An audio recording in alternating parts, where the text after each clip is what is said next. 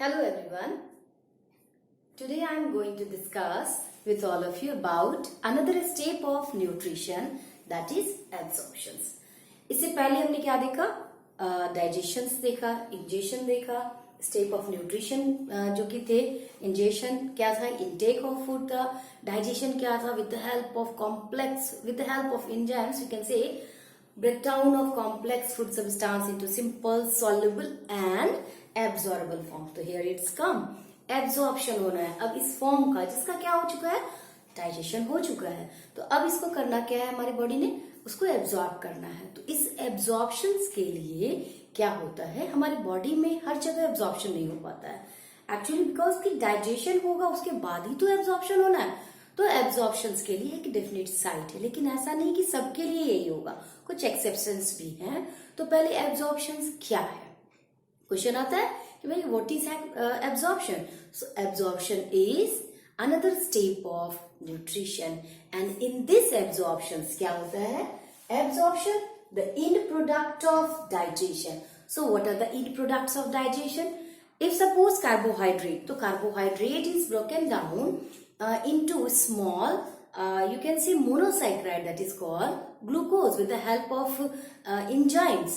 तो glucose is the absorbable unit. इसी glucose के फॉर्म में हमारा किसको अब्सॉर्ब होना है? कार्बोहाइड्रेट को एब्जॉर्ब होना है. What about proteins? अगर हम प्रोटीन की बात करें तो प्रोटीन का एब्जॉर्प्शन अल्टीमेटली किस फॉर्म में होना है? Amino acids, because amino acid से मिलकर बना हुआ है हमारा प्रोटीन्स. और वैसे ही अगर हम फैट की बात करें तो फैट से भी वही बात होगी कि फैट किससे बना हुआ है? फैटी एसिड और ग्लिसरॉल से. तो फैट का एब्जॉर्प्शन भी किस में होना है? Fatty acid and glycerol. तो यहाँ पे एंड प्रोडक्ट्स ऑफ डाइजेशन का मतलब क्या हुआ? कार्बोहाइड्रेट का एंड प्रोडक्ट क्या हो गया? ग्लूकोज. प्रोटीन का एंड प्रोडक्ट क्या हो गया आपका? Amino acids. और फैट का एंड प्रोडक्ट क्या हो गया हमारा? Fatty acids and glycerol. So the end products of digestion and small soluble molecules get absorbed in the small intestine. Small intestine किसका पार्ट था? डाइजेस्टिव सिस्टम का पार्ट है. इस स्मॉल इंटेस्टाइन में भी मेनली इन इलियम. इलियम भी किसका part था? इलियम हमारे स्मॉल इंटेस्टाइन के पार्ट को कहते हैं. ड्यूडेनम है स्मॉल इंटेस्टाइन का पार्ट, जजनम है and then ileum. So ileum की बात हम लोग करते हैं in case of absorption. So next कुछ एक्सेप्शंस की बात, क्योंकि हर एक फूड मॉलिक्यूल्स का जरूरी नहीं है कि इलियम में भी हो जाए. Like small amount of glucose, if we take glucose as a food substrate, उसके तो ब्रेकडाउन होनी नहीं है, उसको क्या करना है? डायरेक्ट एब्जॉर्प्शन में, मतलब उसका डाइजेशन तो होना नहीं है, बिकॉज इट ऑलरेडी किस फॉर्म में है? एब्जॉर्बल फॉर्म में है. उसके एब्जॉर्प्शन के फॉर्म में ही हमने उसको लिया. तो स्मॉल अमाउंट ऑफ ग्लूकोज जब हम लेते हैं, सर्टेन मेडिसिन, बहुत सारे मेडिसिन ऐसे होते हैं जो कि कभी कभी जब भी हम बीमार पड़ते हैं तो हमको लेना होता है उस मेडिसिन को.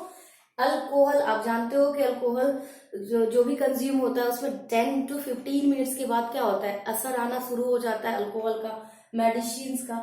Common salt, it may get absorbed in the lining of stomach itself. मतलब there is no need to go further. आगे जाने की जरूरत ही नहीं है.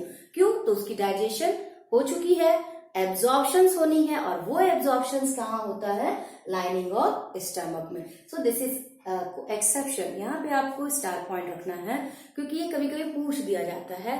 क्वेश्चंस भी आते हैं इस पे कि भाई किसका किसका ऐसा जगह है जो कि स्टमक में ही एब्जॉर्ब हो जाता है. तो आपके कुछ मेडिसिन है, सपोज पोलियो ड्रॉप भी आपका उसमें आ सकता है वैक्सीन के रूप में. अल्कोहल आप लेते हो या जो भी ले रहे हैं, कॉमन साल्ट, ये सब कहाँ पे एब्जॉर्ब हो जा रहा है? Lining of stomach itself. Now major part of digested food, मतलब जो बहुत ज्यादा आप डाइजेस्टेड फूड की बात करते हो, कार्बोहाइड्रेट की बात करते हो, प्रोटीन की बात करते हो, फैटी एसिड की बात करते हो, इन सबका डाइजेशन के बाद major part of digested food is absorbed in the ileum. तो इलियम ही है जहां एब्जॉर्प्शन हो रहा है. तो इलियम गेट मॉडिफाइड. इलियम में क्या होता है? कुछ मॉडिफिकेशन होते हैं इस पर्पस को करने के लिए. मतलब किस पर्पस को करने के लिए? एब्जॉर्प्शंस के पर्पस को करने के लिए. और इसीलिए certain modifications occur in the ilium itself. So certain modification takes place in the ileum for performing better absorption. So what are the modification? Ileum is a long tube, nearly about 6 metre. सोचो इतना बड़ा ilium सिर्फ और सिर्फ 6 metre का इतना बड़ा सा होता है. क्यों? जितना बड़ा होगा उतना ज्यादा सरफेस एरिया होगी उसकी, और जितना ज्यादा सरफेस होगा एब्जॉर्प्शन उसमें अच्छे से हो पाएगा. तो 6 metre in length and 2.5 centimetre in thickness. अगर थिकनेस की बात करें तो वह 2.5 जस्ट 2.5 सेंटीमीटर का ये होता है. तो narrow pipe. Now the lining of ileum has numerous finger like projection. So ये फिंगर लाइक प्रोजेक्शन क्या है? Like this is your finger and ये क्या है? Finger like projections. अंदर बाहर अंदर ये इन फोल्डिंग्स में. And this finger like projection in the lining of ileum it is called villi. ठीक है, इसी को हम लोग क्या बोलते हैं? विलाई. अब ये villi is a plural form. Villus होगा एक के लिए. सपोज अगर हम एक को अगर रिप्रेजेंट करेंगे तो क्या बोलेंगे? विलस. एंड अगर इसके मेजोरिटी बहुत ज्यादा अमाउंट को बोल रहे हैं, प्लूरल फॉर्म को आप देखोगे तो विलाई होगा. इसके बाद हम लोग क्या देखेंगे? अब इसके भी मॉडिफिकेशंस जो होंगे विलाई के. इस स्टमक जो स्मॉल इंटेस्टाइन का इपिथेलियल का जो लाइनिंग होगा उसमें फिंगर लाइक प्रोजेक्शंस होंगे, जिसको कि हम लोग माइक्रोविलाई बोलेंगे. जस्ट अभी हम इसको दिखा रहे हैं माइक्रोविलाई. What happens? क्या हुआ? Each villous means singular one. Each villus now contains blood capillaries. Blood vessels का एक पार्ट या ब्लड वेसल्स का एक टाइप है हमारा क्या? ब्लड कैपिलरी, जो बहुत ही फाइन होता है, बहुत ही small thin one cell lining का ये ब्लड कैपिलरीज होता है. तो ये ब्लड कैपिलरीज के थ्रू क्या हो सकता है? एब्जॉर्प्शन आराम से हो जाएगा. थ्रू एब्जॉर्प्टिव जो मटेरियल्स होंगे वो ब्लड में पास ऑन हो जाएंगे. तो क्या हुआ? Each villous contains blood capillaries and lymph vessels. ध्यान से देखना, लिम्फ वेसल्स भी हमारा एक तरह का लिम्फेटिक चैनल, जिसको हम लोग बोलते हैं लिम्फेटिक सर्कुलेशन में. आप देखोगे कि दो तरह के सर्कुलेटरी सिस्टम. एक होते हैं हमारे ब्लड को लेके कैरी करने वाले, जिसको कि आप ब्लड वेसल्स के साथ बोलते हैं, आर्टरी, वेन एंड कैपिलरीज. और दूसरा जिसको कि हम लिम्फ वेसल्स बोलते हैं. तो लिम्फ वेसल्स में लिम्फेटिक फ्लूइड होता है जो कि व्हाइट होता है एक्चुअली. तो lymph vessels are lacteals. That is called lacteals. मतलब यहाँ पे समझना क्या है कि हमारे विलस क्या था? Villi are the finger like projections in the lining of small intestine, isn't it? Small intestine के लाइनिंग में. और हर एक विलस पे दोनों तरह के ब्लड कैरी करने वाले वेसल्स होते हैं. ब्लड वेसल्स में वो ब्लड वेसल्स क्या कहलाएगा? Blood capillaries. क्या कहते हैं हम लोग उसको? Blood capillaries. ओके. दूसरा भी एक वेसल होता है इसमें जिसको कि आप लिम्फ वेसल्स बोलते हैं. This lymph vessels carry lymphatic fluid. तो लिम्फ वेसल्स जिसको कि यहाँ पे लैक्टियल्स बोलेंगे. Okay. Now the lining of villi is very thin. Because हम लोग क्या देख रहे हैं? मॉडिफिकेशन. तो लाइनिंग इसकी इतनी थिन होती है. ये थिन होने का पर्पस क्या है? To enhance absorption. The whole purpose of ileum is to support to the function of absorption, है ना? तो the lining of villi is very thin to enhance absorption. Now as the digested food passes through the cells of villi, villi cells से जैसे जैसे पास करेगा, suppose क्या क्या पास कर रहा था? दी मोनोसेक्राइड. मोनोसेक्राइड मतलब glucose. Monosaccharides and the amino acids are absorbed either by passive absorptions or by active absorption. Passively और actively जिसको आप बोलते हैं, मतलब कंजप्शन ऑफ एनर्जी लगा के हो या विदाउट एनर्जी. मतलब यहाँ पे आपको एनर्जी की कोई जरूरत नहीं है, अलॉन्ग द कंसेंट्रेशन ग्रेडियंट हो जाता है. लेकिन व्हाट अबाउट एक्टिव एब्जॉर्प्शन? यहाँ पे क्या होता है? कंजप्शन ऑफ एनर्जी कुछ तो लगता है. तो active absorption into blood capillaries. This is very important कि इसका एब्जॉर्प्शन किसका एब्जॉर्प्शन हुआ? मोनोसेक्राइड्स में ग्लूकोज का, और प्रोटीन्स के एमिनो एसिड्स का एब्जॉर्प्शन कहाँ पे हो गया? ब्लड कैपिलरीज में. लेकिन व्हाट अबाउट फैट? फैट का क्या हुआ भाई? And the fatty acids now pass through the epithelial cells of villi. Okay, now the epithelial cells of villi are lined by microvilli because to enhance the surface area, but it enters the lymph vessels इसको जाना कहाँ था? Blood capillaries में। जैसे कि ये सारे जा रहे थे भाई ब्लड कैपिलरीज में पास आउट हो रहे थे, लेकिन ये कहाँ जाता है? लिम्फ वेसल में। कौन कहाँ जाता है? फैटी एसिड्स, क्योंकि फैट को एब्जॉर्ब करने के लिए अलग सा पूरा का पूरा सिस्टम ही है। तो fatty acid goes to the lymphatic vessels instead of capillaries. Capillaries की जगह वो कहा जाता है lymph vessel. This is very important point.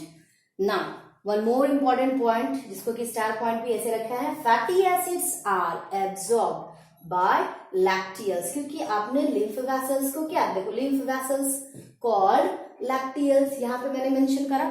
तो इसी लिम्फ वेसल्स के लैक्टियल्स में एक्चुअल एब्जॉर्प्शन होता है फैटी एसिड्स का, not by blood capillaries. Capillaries का यहाँ पे कोई भी रोल प्ले नहीं होता। ये कैपिलरीज में कौन जाता है? कैपिलरीज में किसका एब्जॉर्प्शन हुआ? कैपिलरीज में एब्जॉर्प्शन हुआ मोनोसैकेराइड्स। मोनोसैकेराइड्स मतलब व्हाट? ग्लूकोज का। कैपिलरीज में किसका एब्जॉर्प्शन होगा? प्रोटीन्स का, मतलब क्या? एमिनो एसिड्स का। लेकिन फैट के लिए एक अलग सा चैनल बना जिसको कि लिम्फेटिक वेसल्स बोले, और लिम्फेटिक वेसल्स में भी कहा? लैक्टियल्स में। ठीक है। Now this is all about the absorptions. Now after absorptions what happened? Absorption हो गया, सारे मॉलिक्यूल्स एब्जॉर्ब हो गए, इलियम में पैसिव एब्जॉर्प्शन हुआ, एक्टिव एब्जॉर्प्शन हुआ, हो गया।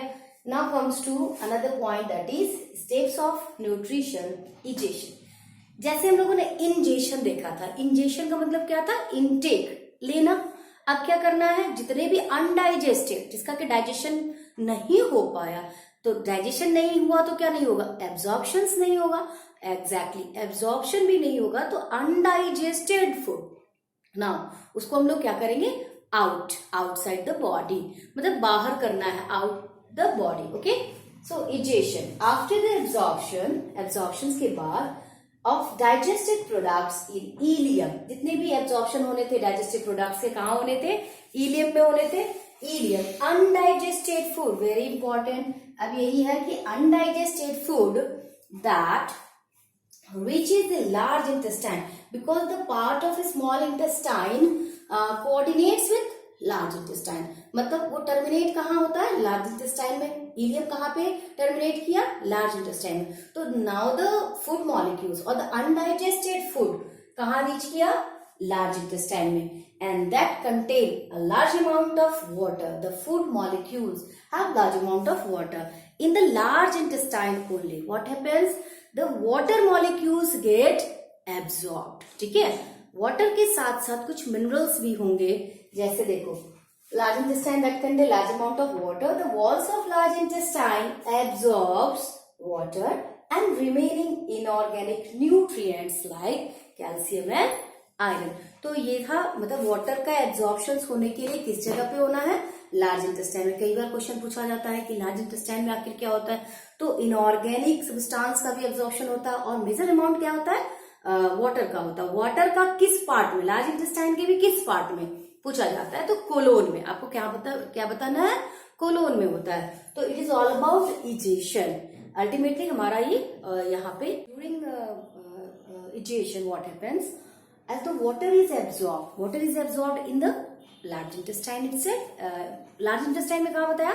कोलोन में। As the water is absorbed, the semi-solid जो कि undigested था, अब water भी नहीं रहा क्योंकि water का भी क्या हुआ? Absorption हो रखा है। तो semi-solid जो waste बचा, now the semi-solids that remains are called fecal matter. Fecal मतलब stool. Okay. Now undigested food. In this fecal, what happens? क्या क्या रहता है? Fecal matter consist of, so fecal matter, undigested food along with dead bacteria, because bacteria हमारे small intestine में भी है और small intestine में उसका क्या होता है? हमेशा वो बनता टूटता, मतलब बनता भी, सिंथेसाइज भी होता है small intestine में। कुछ विटामिन की भी सिंथेसिस होती है, जैसे विटामिन के की सिंथेसिस होती है। तो dead bacteria along with undigested food, mucus, क्योंकि म्यूकस की तो लाइनिंग है थ्रू आउट गट के पूरे लाइनिंग में क्या है? म्यूकस। और इसके लाइनिंग में जो सेल्स होंगे उसकी रिपेयरिंग, फ्रिक्शन हो रहा है ना, बहुत जगह ऐसा फंक्शन हो रहा है जहाँ पे फ्रिक्शन हो रहा है, तो ड्यूरिंग फ्रिक्शन क्या होता है? कुछ म्यूकस सेल्स डेड हो जाएंगे, या रिपेयरिंग होते रहता है, रिपेयरिंग ऑफ सेल्स हमेशा होते रहता है। तो what happens? Dead mucosal cells also egested out through faeces. ठीक है, मतलब मैंने क्या कहा, undigested food along with dead bacteria, mucus, dead mucosal cells also get digested out through fecal matters. Okay? Now the gut lining, gut किसको हम लोग कर रहे थे, एलिमेंट्री के नाम ऑल टुगेदर गट कहते हैं. इट इज कॉन्स्टेंटली क्या बोल सकते हैं उसको आप यहाँ पे, उसकी शेडिंग होते रहती है, वो बनता रहता है और टूटता रहता है, बनता रहता है और टूटता है, तो वियर ऑफ. तो the gut lining is constantly wear off या शेड ऑफ, इसको आप ऐसे भी बोल सकते हैं, and is replaced by new cells. तो मतलब नए नए सेल्स बनते रहेंगे और पुराने सेल्स जो भी हैं वो क्या है, हटते रहेंगे. और पुराने सेल्स हटेंगे किसके थ्रू, डाइजेस्टेड होते रहेंगे फीकल मैटर के साथ. सो लास्ट जो एक डेफिनिट कलर होता है फीकल मैटर का या स्टूल का, जिसको आप देखते हो, उसकी डायग्नोसिस भी होती है. जब पैथोलॉजिकल रिपोर्ट आप देखोगे बहुत सारी बीमारी में हम लोग इसके एक डेफिनिट कलर से भी पता लगा लेते हैं कि the person is suffering from certain kind of infection or not, whether it is bacterial infection or any sort of disorder is happening. तो उसके लिए भी हम लोग उसके स्टूल का टेस्ट कराते हैं. देखते हो कई बार आपको डॉक्टर ने प्रिस्क्राइब करा, स्टूल का जो डेफिनेट कलर होता है, it is all because of bile pigments and its derivatives. It gives definite color or definite color to fecus. Fecus is what? Digested, undigested food, isn't it? So this is all about digestion. Thank you so much.